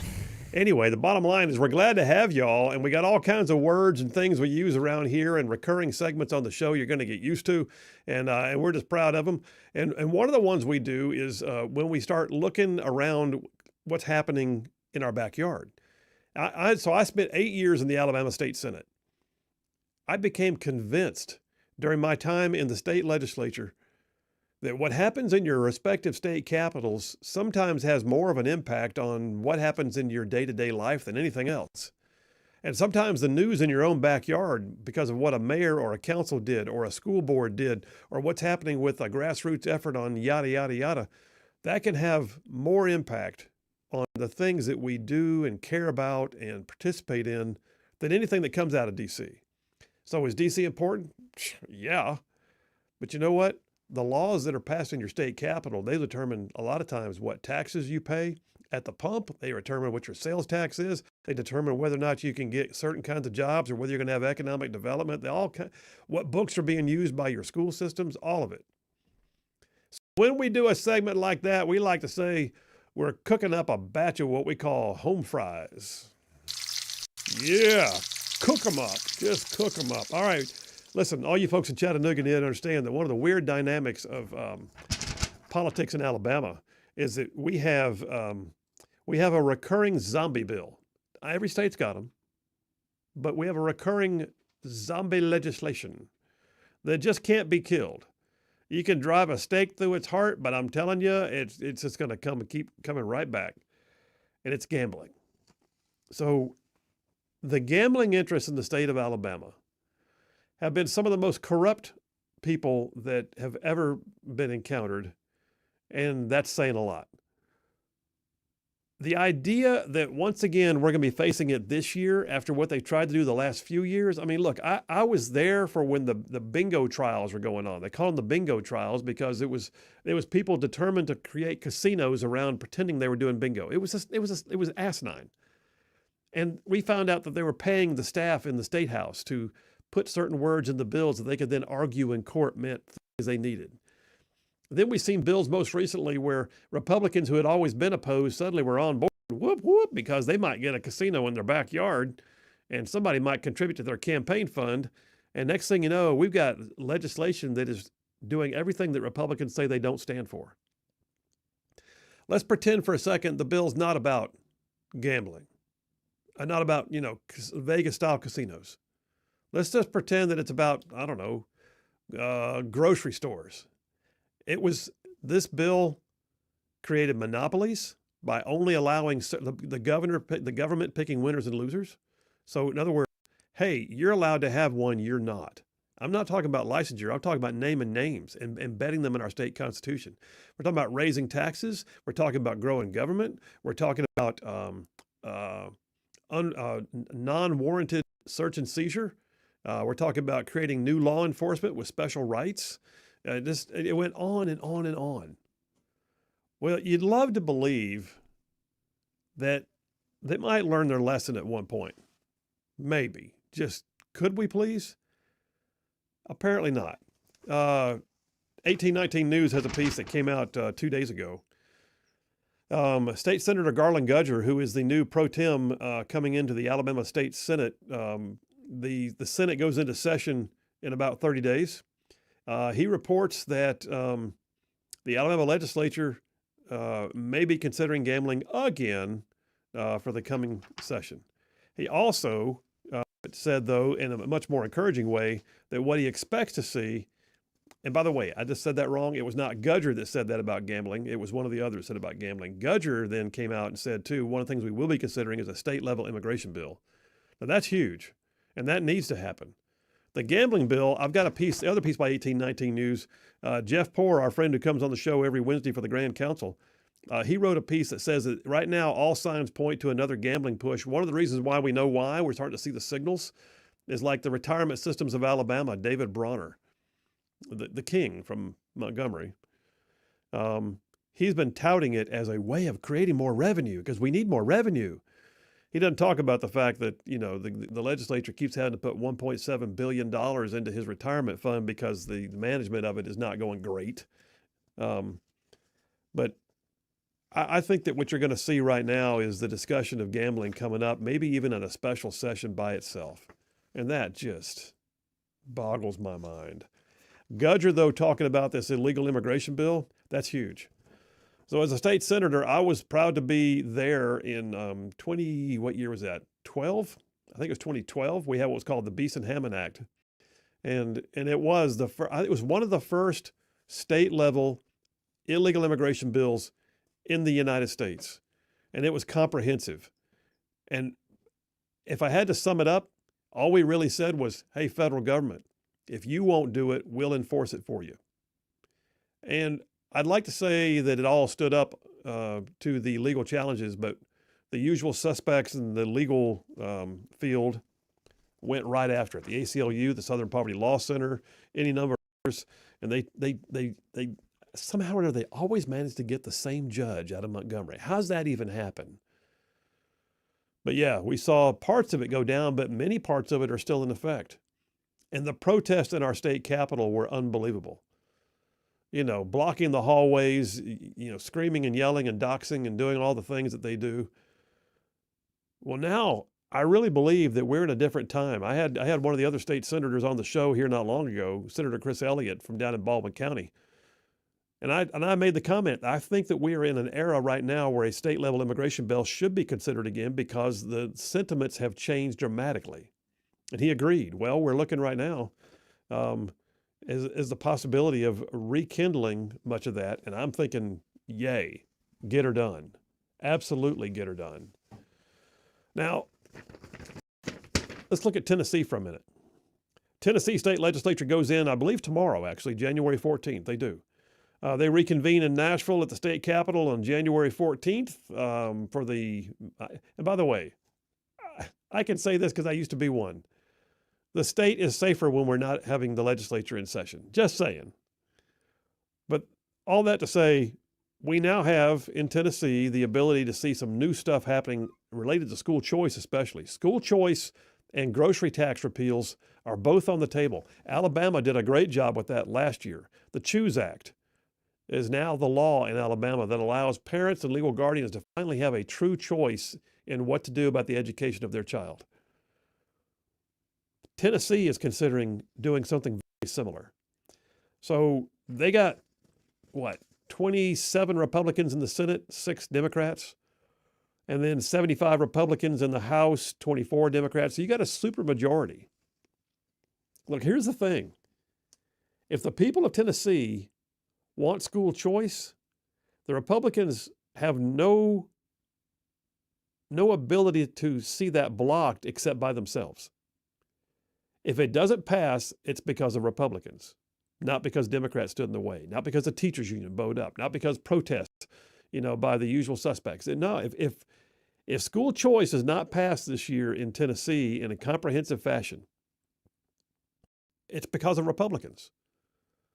Now that has happened time and again in Alabama, but they finally got it done. I was there for one of the very first pieces of school choice we ever got passed, called the Accountability Act, in 2014, I think, 13 or 14.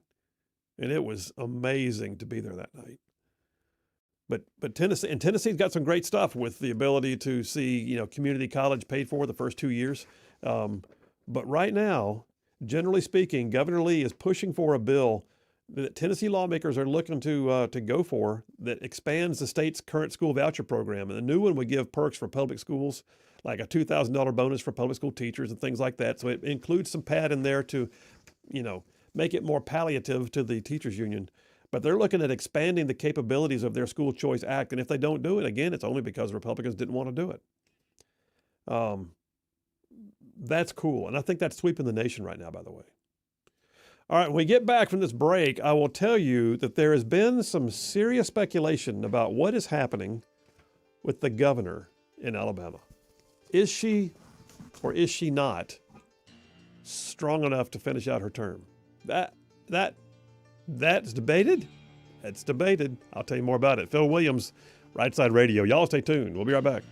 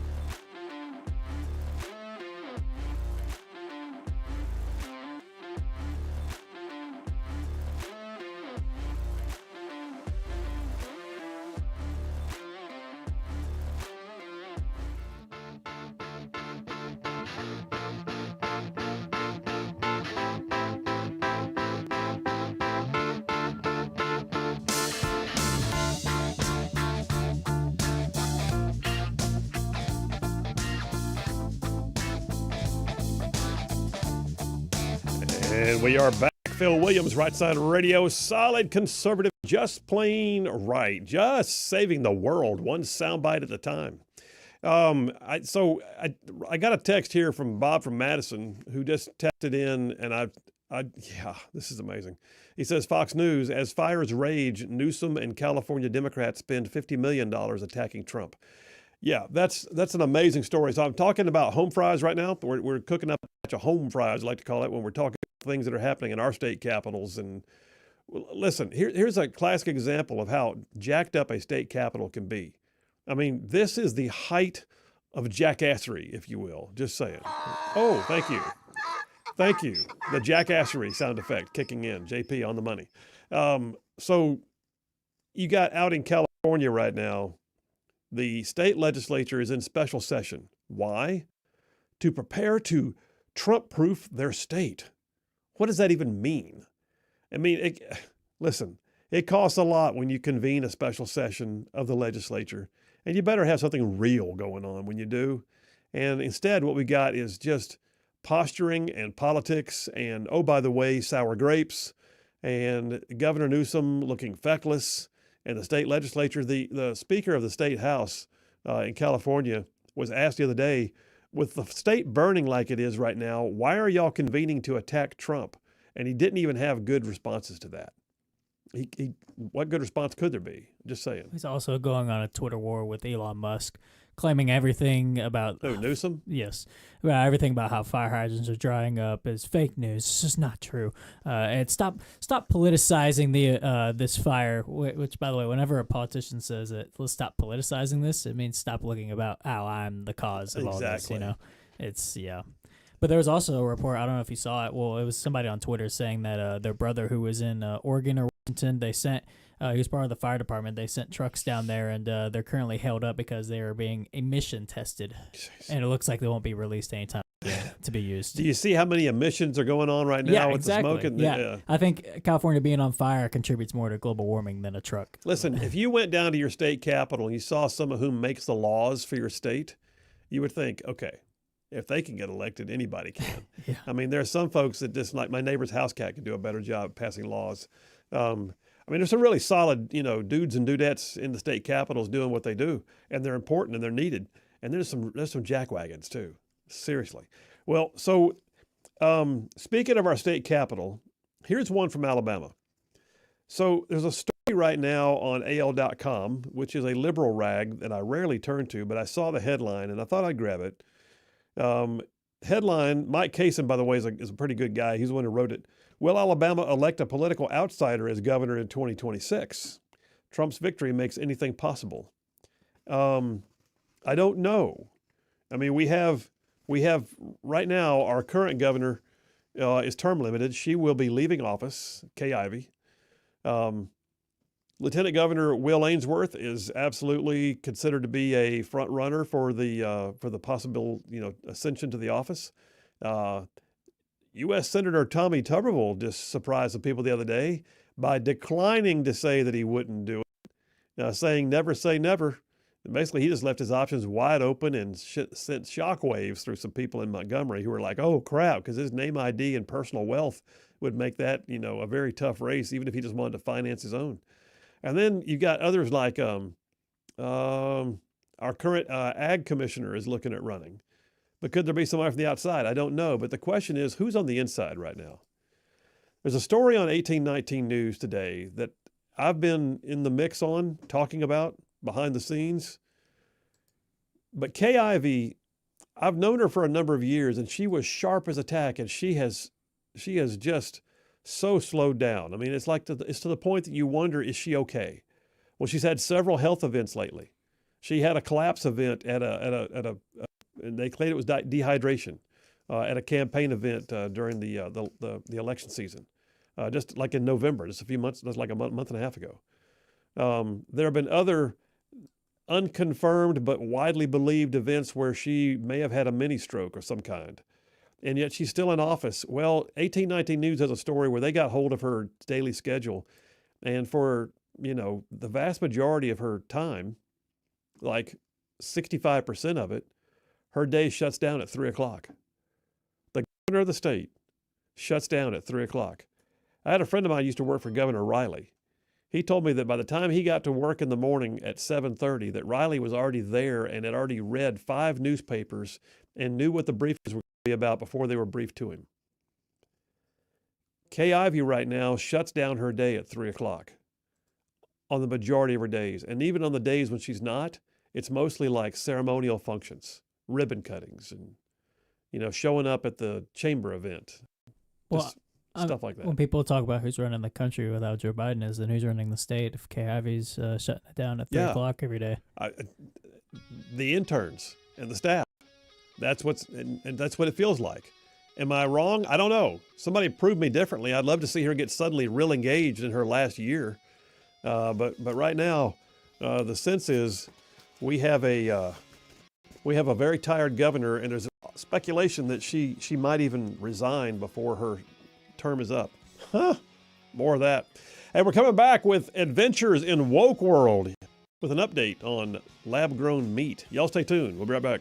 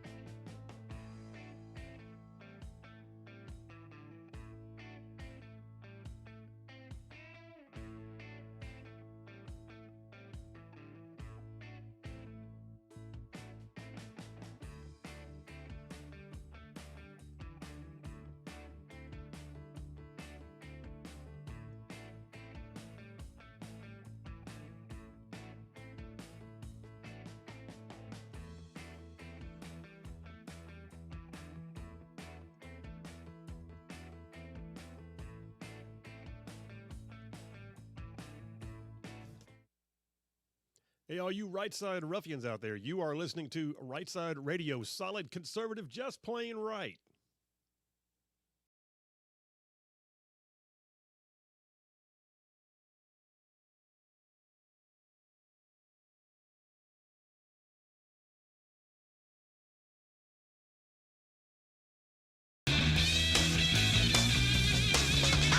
And we are back. Phil Williams, Rightside Radio, solid conservative and just plain right. Just covering down on some major ground across the southeast U.S. of A. I'm talking about Huntsville over to Chattanooga, Tuscaloosa, over to Gadsden, big old patches of Georgia and Mississippi all thrown in just for good measure. We got text lines are open. You want to text it or call it, 833-687-4448. That's 833-68-RIGHT. Mark from Tony thinks I should run for office again. Thank you, Mark. I'm going to say thank you very much. I was going to say, anytime you say governor of Alabama, there's going to be at least one ruffian that wants you to run. I'm honored, and by the way, I think I'm where I need to be right now. Thank you. I wouldn't want that job. That job eats people. Yeah. Anyway. All right, so here's the deal, especially for all you new folks in Chattanooga. Every once in a while when I'm getting the show ready early in the morning, resourcing so you don't have to go out and search it out for yourself, I find myself going, look at the wokeness. Holy cow, how much wokeness. I mean, look at all the piles of wokeness, and then I realize what I've got is a vast cornucopia, a plethora, if you will, a charcuterie, a buffet wokeness. That means it's time for another round of adventures in woke world. Adventures in woke world. Yeah. All right, so here's one for you. I mean, some of these, by the way, some of these just are designed to, just to poke fun. They'll make you laugh. They'll make you roll your eyes. Some will make you want to throw your radio across the room. Just saying. Here's one that I look at and think, okay, they finally read the tea leaves. They saw what was up. But I did not know this was happening. So Dateline last Friday, military.com. By the way, if you're out there, if you're a veteran, if you're a military member, if you're someone who's just a fan of the military, understand this, military.com is not a conservative agenda-driven news site. I feel like they always find the leftist way of saying things. Anyway, military.com has a story headline, Woman Drops Transgender Healthcare Case Against the U.S. Military. What? Yes. So the U.S., so here's the bottom line. There's a woman who is unnamed, apparently. For some reason, I don't know why she's unnamed, because usually adults have to disclose themselves. But this woman sued the Department of Defense in the District Court of Portland. Does it not say whether it was Portland, Maine? In late 2022, she was denied coverage for her gender dysphoria. She alleged that the program ruled against her sex gender changes was in some way discriminatory because it only applied to transgenders. Well, I got news. People who don't call themselves transgender don't need sex change therapies. Just saying. I thought that was obvious. But anyway, what's crazy is she and one other female, I assume they're females, I don't know. It's military.com. It could be a dude and they're referring to her as a female hit. Anyway, this person was joined by another person and they sued TRICARE. They want TRICARE insurance to pay for their sex change operations. The judge originally ruled that indeed TRICARE had violated their constitutional rights. Holy crap. If that's not appealable, I don't know what is. So here's what happened. The judge did not enter a final order. As an attorney, I can just tell you, you can't appeal until the judge actually declares it to be the final order. The judge entered a tacit order and then declared that she wanted the parties to go discuss possible relief. In other words, settle the case. Don't make me do it, because I guarantee you the judge knew it was going to be appealed. So she was hoping they would settle it and be done. Well, settlement talks derailed when the House of Representatives said, oh, we're getting involved in this case. I've never seen this happen before, where the House of Representatives decides to jump into a lawsuit. Good for them. They chose to jump into it, and immediately the tone and the tenor of things changed, and the plaintiffs dropped their lawsuit. Can I have some applause for that? That even may be a hallelujah. I don't know yet, but thank you. Thank you very much. It's good news in woke world. Thank you. Here's another one for you, though. would you think? Let me ask you a question, JP. Give me your honest opinion. Mm-hmm. Should someone who's going to be a teacher be required to read and write at a basic level? I would think so. It might be controversial, but I think was, so. If you're going to teach someone else if you're going to teach somebody else how to read and write, you probably should be able to yourself. Well, not New Jersey. New Jersey, Governor Phil Murphy signed into law in June of this year, or this past year actually, a new bill that requires that basic reading, writing, and mathematics tests cannot be applied when people are looking for their certificate of eligibility to be a teacher in the state of New Jersey. Pray tell, why would you think that would be, JP? What would the reasoning be given for this? They something about how there's a certain group of teachers that there aren't enough teachers of a certain type of person. Let me just. Are you saying diversity is not being met because they require people to know how to read, write, and do math? I think so. That's probably the reasoning. You nailed it. So the law states that, quote, the State Board of Education shall not require a candidate seeking a certificate of eligibility to complete a Commissioner of Education approved test of basic reading, writing, and mathematics, and even including the Praxis Core Academic Skills Test and some others. This is unbelievable. So as we try to get school choice launched in like Tennessee and Alabama, as we try to improve the education system and do a better job than what we've got right now, in New Jersey they're saying, well, it's a barrier for recruiting if we require them to prove like they can like read and do math and things. Well, this is another example of it's kind of stereotypical for them to assume that whoever they want as teachers can't read and write. So, This is, that's like jackassery and kakistocracy all rolled into one. So, okay. Real quick one, because I know everybody wants to know about the lab-grown meat. I'm getting there. The lab-grown meat, it's a big deal. There's a famous, so Adventures in Woke World, we look at wokeness. Well, here's a wokeness for you. A famous Minnesota marathon. Apparently this is a generational marathon. It's been around for a while. Now offering hundreds of discounted tickets to athletes. Oh, that's great. Not going to cost you as much. But you have to be gay.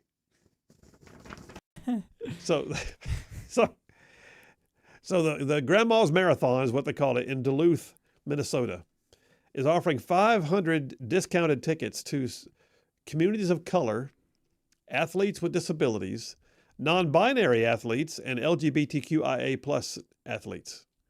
I thought that non-binary was in the LG. Are they kicked out now? Were they kicked out of the club? I don't even think they know what's in their club. But they know they can run a marathon. Just saying. How are disabled athletes going to run a marathon? Well, they have they usually have like the group with the wheelchair runners and that kind of thing. There's going to be people that have a special need of some kind, a handicap, disabilities, that still run them or compete in them in different categories. But in this case, I don't even. So communities of basically, if you're a cis white male, you're out of luck. You're paying the full price. Everybody else gets in for a discount. That is the epitome of woke world right there. And I have to look at this and go, I'm not sure they can read the room, but then this is the home of Tim Walz. Yeah, I was about to say, this is par for the course for a state that Tim Walz is running. It is. The one that had tampons in boys' bathrooms. Yes. Yes, there was that. So that it does make sense then that the non-binaries get discounted tickets. What does non-binary mean, by the way? You're neither male nor female. That's okay. You're a they. When you go to relieve yourself, how does it work? That decides. It's not your notions. That's what decides. All right. And yes, those of you in Chattanooga, it's like this all the time on this show. Here's one for you real quick. Axios says that by getting away with fact checkers, that we are doing away with like the ability to control the narrative now. The press is not going to be able to control the narrative. Axios. Phil, did you go to Axios? I did. Actually, I went to Red State. Red State talking about Axios. So yeah, you got a situation right now where like Zuckerberg come out recently and says he's doing away with fact checkers. That media is recognizing that the handwriting on the wall is get away from controlling the narrative. Axios does not get that. Axios is like, wait a minute, we can't control the narrative? How do we function? We have to objectively tell the news Well, that's what you're supposed to be able to do when you're a news interest. Okay. I'm getting down. Here's a story. JP, lab-grown meat. Yeah. So lab-grown meat. I hate even saying that. This is how the zombie apocalypse starts, by the way. One of the lab-grown meats starts to grow into a zombie. Yes. And next thing you know, it sweeps across, the world and just raging through people's bodies as people eat lab-grown meat. Next thing you know, they're eating each other. That's just the way this works. I feel certain. I could write a novel on that. It all started with Patient Zero who ate lab-grown meat. So I got two pieces here. One is from a source called Heat Map, and the other one's called the CBS 12, which is a local news out of Florida. CBS 12, dateline November 20th, so we're just pretty recent, talks about Thanksgiving. It says, many of the tables will include guests who choose not to eat anything that requires killing a living creature. Therefore, we have now lab-grown meat. So here's a thought. If you don't like meat, why do you keep making fake meat? Yeah, why do you want to taste meat, but you don't like meat? I need bacon. Can you make some plant bacon? That's not bacon. But I want a ham sandwich, but I don't want it like real ham. I want some fake vegetarian ham. No, it doesn't work like that. Then you don't want ham? Yeah. Well, in Florida, just so you know, they have banned it officially. So we are officially looking at the full-on ban of lab-grown meat now in Florida, and I am so glad. Here, like, for instance, this article talks about, this is where I have a problem. Well, okay, I have a lot of problems with this. But they discuss it as if they call it meat without murder. Where did they think this comes from? This is like from time immemorial. This is the way that people sustain themselves. CBS News, though, sent their I-team from CBS 12. They went on down there to a local lab-grown meat place. It's a real poultry, and it's lab-grown in California. And the scientists, here we go, extract cells from a chicken and then grow a fillet of raw chicken meat through a process they call cultivation. Well, if they're extracting cells from chicken, isn't that harming the chicken? Maybe the chicken volunteered them. Oh, okay. All I know is I just picture this Petri dish with this flappy, kind of pasty, kind of slimy thing that grows. And by the way, some of this, they say, has got a perpetual growth capability. Like cancer? It's like cancer. And you wonder, okay, when I eat the thing, does it stop? Or have I just cultivated it further inside of me? I'm telling you, it's a zombie apocalypse. This is the way it goes. By the way, in the UK, in Great Britain, they approved lab-grown meat in restaurants. That sounds about right. It does. So I'm officially a vegetarian. My fish and chips, when I go to England are going to be like not on the table. Yep. Don't try any meat in England. So yeah, lab-grown meat. But just so you know, RFK Jr. is against it. Yeah. That's what I'm talking about. Make America healthy again. Story here from Heat Map. The first Trump administration sort of dabbled in it. And what we understand is that Elon Musk's brother actually owns a stake in one of the companies that grows lab-grown meat. But RFK Jr. could control the fate of what they like to glowingly refer to as cultivated meat. Yeah. As he's being nominated for the health secretary. He suggested it's unsafe, it's unnatural. Got that right. It's a corporate science experiment designed to enrich techno-billionaires. And this talks about the fact that this is a really, really bad idea. You think? Yeah. It's also kind of gross. You tell me that lab-grown meat's not healthy for you? That's interesting. Who looks at this and goes, man, that's tasty? Yeah, Did you go down to the butcher and get you a couple of T-bones that were grown in a Petri dish? I mean, I don't get how this works. I don't either. I don't want to know. I don't want to know either. So anyway, there you have it. A little bit of adventures in woke world as we wind up day one in Chattanooga, day I don't know how many in Alabama. But you guys, listen, we're taking a break right now. We'll come right back. Got a few text messages to clean up. Text it or call it 833-687-4448. That's 833-68-RIGHT.